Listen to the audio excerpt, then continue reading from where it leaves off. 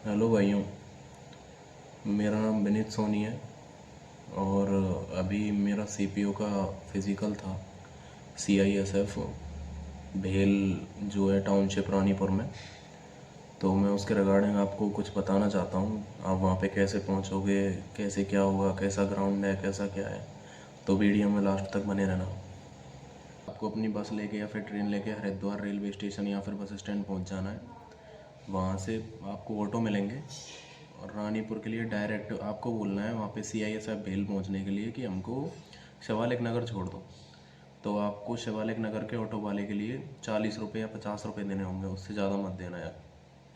वहाँ पहुँचने के बाद में आप अपने सेंटर पहुँच जाओगे। सेंटर देखना अच्छे से ठीक ठाक तरीके से। फिर उस सेंटर से जस्ट 400 मीटर आगे गए जब आप पहुँचोगे तो वहाँ पे एक गोल सर्कल पड़ता है। उसके लेफ्ट हैंड में आप लगभग 200-300 मीटर और चलोगे तो वहाँ पे ओम ढाबा नाम से करके एक जगह है। ओम ढाबा के राइट में एक गली जा रही है। उस गली में सीधे सीधे जब आप चलते जाओगे तो वहाँ पे एक शिव मंदिर मिलेगा। उस शिव मंदिर में आपको कार्यालय में पहुँचना है।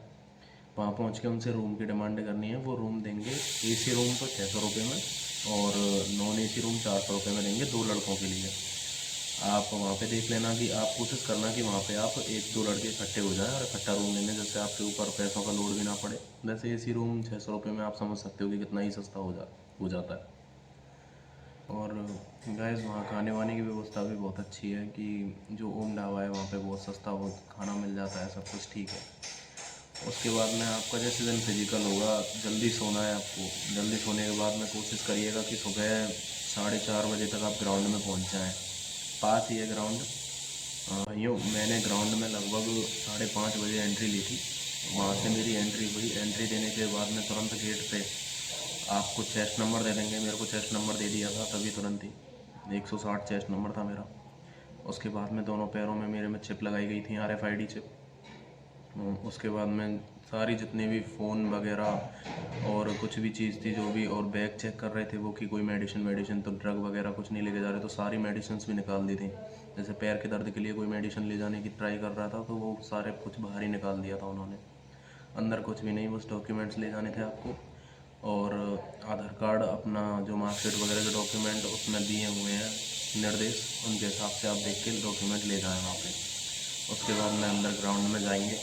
ग्राउंड में जाने के बाद में थोड़ी बहुत उनको लिखा पढ़ी कर रहे थे वो डॉक्यूमेंट्स में, और आपका चेस्ट नंबर वगैरह देख के वहाँ पे चढ़ा रहे थे कंप्यूटर में कि क्या क्या सीन होगा। और उन्होंने ग्रुप बनाने तैयार कर दिए।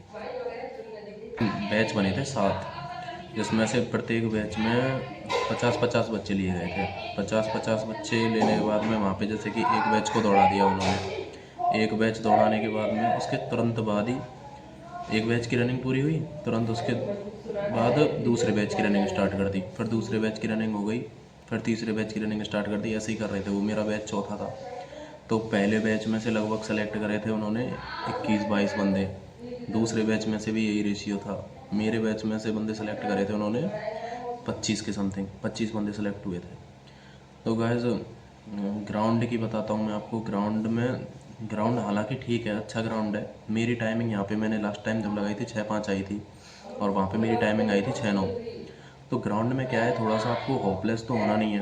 वो थोड़ा सा मतलब जैसे कि 150 मीटर का तो बिल्कुल सीधा ट्रैक, 150-150 के दो, और 50-50 मीटर के जो साइड में होते हैं ना, गोल कर्व रहता है वो 50 मीटर के, तो उसमें थोड़ा सा आपको थोड़ा सा स्टेप मिलेगा ऐसे, थोड़ा सा बिल्कुल। जैसे आपकी एक पेस बनेगी और पेस से मुड़ने में आपको थोड़ी सी प्रॉब्लम आएगी, वैसे आप मैनेज कर लोगे अगर आपने प्रैक्टिस करी है तो। ठीक है। उसके बाद में रनिंग कंप्लीट हुई। रनिंग कंप्लीट होने के बाद में हमको रिलैक्स करने के लिए बैठा दिया गया था। स्टाफ बहुत ज़्यादा कोऑपरेट था, बहुत अच्छे लोग थे वहाँ पे, बहुत ज़्यादा अच्छे लोग थे। वहाँ बैठा के रिलैक्स किया हमने, बढ़िया रिलैक्स करते रहे, बहुत देर बैठे रहे वहाँ पे। फिर फर्स्ट ग्रुप के लिए लगभग आधे आधे घंटे बाद में फर्स्ट ग्रुप के लिए 100 मीटर की टाइमिंग का अनाउंसमेंट कर दिया था उन्होंने। वहीं ग्रुप आ रहे थे, वहीं रिजल्ट बता रहे थे। वो आके उन्होंने अपने रिजल्ट में नाम वो बताए, हमारे नाम बोले, चेस्ट नंबर बोले, और हमारी टाइमिंग बताई थी कि कितने लोगों की है, ये कैसे कैसे है। तो RFID चिप का एक सीन हो रहा है। एक बंदा था मेरे बैच में, उसकी तो 6 मिनट 29 सेकंड और कुछ 97 मिली, वो 0.2 मिली सेकंड से पास हुआ था बस बंदा। और कई ऐसे थे जो 0.0 मिली सेकंड से बाहर भी हुए थे। ठीक है।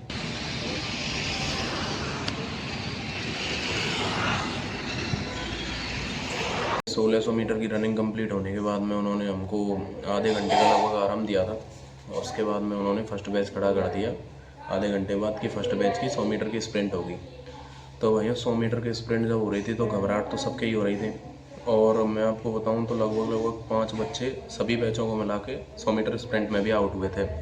तो ऐसा नहीं है कि आप बिल्कुल हौसला छोड़ दो कि ये स्प्रिंट ये तो आराम से मार लेंगे, ऐसा कुछ नहीं भाई। प्रैक्टिस की तो ज़रूरत है ही। मेरी खुद की मतलब मैंने यहाँ पे 100 मीटर स्प्रिंट अपनी जब लगाई थी एक बार, तो वो लगभग 13 सेकंड 13.59 में आई थी। और वहाँ पे मेरी 15:50 कुछ मैंने देखा था, उस पीडीएफ दी थी उस फौजी ने, तब देखा था मैंने 15:50 की समथिंग आई थी। तो डिस्क्वालीफाई हुए थे 100 मीटर स्प्रिंट में भी। 100 मीटर स्प्रिंट लगने के बाद में वहाँ पे लॉन्ग जंप का वो तैयार कर दिया था। तो लॉन्ग जंप में बच्चे आ गए। तो लॉन्ग जंप में 12.5 फुट मांगते हैं, तो आप समझते हो नॉर्मल ही है, इतना ज़्यादा कुछ टफ नहीं होता है। बट बच्चे उसमें भी बाहर हो रहे थे। मेरे बैच में से लॉन्ग जंप में एक बंदा निकला था, एक बंदा डिस्क्वालीफाई हुआ था। और वहाँ की जो सीईओ थी वो मैडम थी सोना कुमारी करके, बहुत अच्छी थी वो। मतलब एक तरीके से बहुत ज़्यादा मोटिवेट कर रही थी बच्चों को, वो उत्साह बढ़ा रही थी उनका कि इससे करो करो। बहुत ज़्यादा कोऑपरेटिव स्टाफ था। ठीक है, एक बंदा लॉन्ग जंप में निकला। हमको टाइम दिया गया था लॉन्ग जंप के लिए भी। 100 मीटर स्प्रिंट मारने के बाद में फिर पहले बैच की हुई, फिर तो उसमें तो लगभग पौना घंटा लगा था। ठीक है, पूरा रिलैक्स है, कोई दिक्कत नहीं है, अपने आराम से मार लोगे आप वहाँ पे लॉन्ग जंप वगैरह। उसके बाद में गाइस हाई जंप पे आ जाते हैं। हाई जंप के लिए पहला ग्रुप भेजा। पहले ग्रुप में से लगभग 4 बंदे 5 बंदे हाई जंप में बाहर। फिर उसके बाद में दूसरा ग्रुप भेजा। दूसरे ग्रुप में से भी 3-4 का रेशियो बाहर। हमारे ग्रुप में से भी 3-4 लौंडे बाहर हुए थे हाई जंप में। तो गैस मैं तो आपको यही सलाह दूंगा कि कोशिश करना कि आप जो भी इवेंट कर रहे हो, अपने माइंड में एक दिमाग में ये चीज़ रखना कि मुझे ये इवेंट जितने भी कुछ हो रहे हैं ये मुझे फ़र्स्ट अटैम्प्ट में करना है। क्योंकि आप फर्स्ट अटैम्प्ट में यदि नहीं कर पाए ना, तो आपका माइंड एक तरीके से भ्रमित हो जाएगा। और समझ सकते हो आप, ठीक है, एक प्रेशर बहुत बड़ी चीज़ होती है उस टाइम पे। तो मैं तो यही कहूँगा कि प्रेशर ना लें। ठीक है, पहली बार में उस इवेंट को क्लियर करें, और कोई ऐसा कठिन नहीं है, अपने आराम से हो जाएगा सब कुछ। अपने आप पे विश्वास रखें। उसके बाद में भाइयों शॉर्ट पुट के लिए बुलाया गया था। शॉर्ट पुट में नॉर्मल है, वो 15 फुट फेंकना होता है लगभग। बड़ी आसानी से कोई भी फेंक देगा उसको, बच्चा भी फेंक देगा। मेरा तो फाउल हो गया था, एक बार टच हो गया था। तो वहाँ सीओ साहब थे दूसरे, तो उन्होंने फाउल बोल के निकाल लिया। हम 2 लड़के थे, दोनों को निकाल लिया था। फिर दूसरी बार में फेंक दिया हमने बड़ी आसानी से। तो यही है। वहाँ पे ग्राउंड की आप कोई टेंशन लेना, बढ़िया ग्राउंड है, कोई दिक्कत नहीं है। थोड़ी बहुत मुश्किल आएंगी, आराम से निकाल दोगे, 1-2 सेकंड का फ़र्क आएगा बस। ठीक है, उसके बाद में कंप्लीट करने के बाद में वहाँ पे उन्होंने चेस्ट वगैरह और हाइट वगैरह नापी थी, डिजिटली नापी थी। बढ़िया एकदम अच्छा स्टाफ था। जैसे कि एक बंदे की चेस्ट नहीं आ रही थी हमारे ग्रुप में, हमारे बैच में, तो उसको बोल रहे थे पुशअप्स लगा, ऐसे कर, वो मतलब उसकी भी बैठा दी, कोई दिक्कत नहीं थी, बढ़िया था सब कुछ। ठीक है गैस। और फिर वहाँ बैठे रहे, सारा स्टाफ ने लिखा पढ़ी जितना भी कुछ होता है वहाँ पे।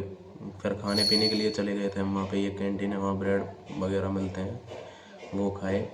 फिर वहाँ बैठे रहे हम, लगभग एग्ज़िट किया था हमने 5:30 बजे। हम बाहर निकल गए थे सारी चीज़ें कंप्लीट करा के, अपना डॉक्यूमेंट वगैरह सारा कुछ। वॉच का ऐसा सीन है कि वॉच आपको कोई भी वॉच अलाउड है। ठीक है, कोई भी वॉच ले जाओ, डिजिटल वगैरह जैसा भी कुछ आपको जैसे अच्छा लगता है, आप जिसमें कंफर्टेबल हो वो लेके जाओ, बढ़िया, कोई दिक्कत नहीं है। ठीक है गाइस। और कोई आपको क्वेरी हो तो आप मेरे से पूछना, मैं आपको कमेंट में ज़रूर रिप्लाई दे दूँगा। ठीक है guys, all the best for your CPO physical, all the best.